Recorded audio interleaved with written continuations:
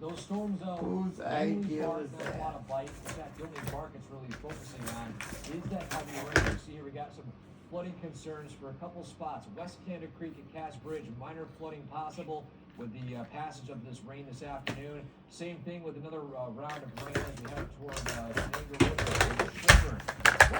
Children, air storms that we'll be expecting this evening, and those have a risk of turning severe. We'll track those for you coming up in a few minutes. Gary? Eric, thanks, and don't forget, the Storm Tracker 2 forecast is never more than 10 minutes away each morning. Well, it is day 46 of the partial government shutdown, the longest shutdown in U.S. history. The current shutdown is due to the ongoing lapse in DHS funding. You may recall the previous record was 43 days when the full federal government was shut down last year.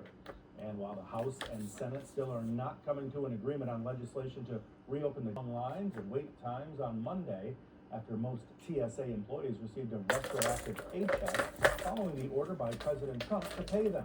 Still, the DHS says more than 500 officers left the TSA, and it will take time to train the new officers once they are hired, so there will still be some delays at airports across the country.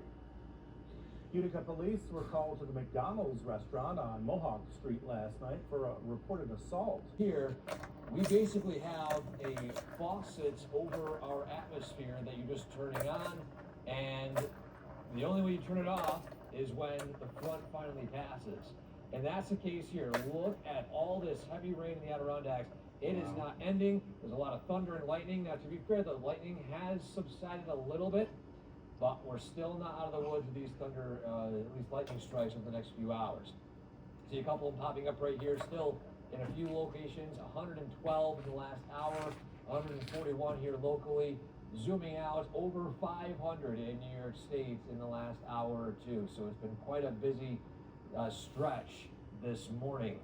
So what we're going to see over the next few hours is this heavy rain push into central New York. It's going to weaken a little bit as it heads toward Seagood County, but still nonetheless, it's going to produce some pretty heavy rain.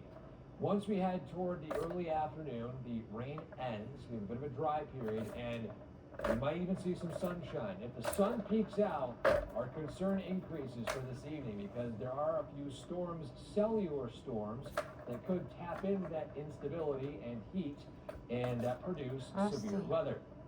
It's always mentioned on days like today, severe weather usually has four main ingredients: shear, lift, instability, and moisture. Always think of the word slim. Now, we have plenty of shear, we have lift, we have moisture, lots of it. Instability is a factor. So we see some today. Our guard will increase when it comes to the arrival of these scattered thunderstorms. Smokey. The risk time frame, 3 p.m. today through roughly 11 p.m. tonight. Now, to be fair, some spots down south might even still see around a heavy. We do have some more active weather on Thursday. Biggest concern, obviously, is the heavy rain. 1 to 2 inches of accumulation expected of rainfall, some spots even higher due to those storms that are called training or falling over the same area. So that's the biggest concern. Following that, of course, as I mentioned, risk for severe weather. Here's the current zone right now. Yellow is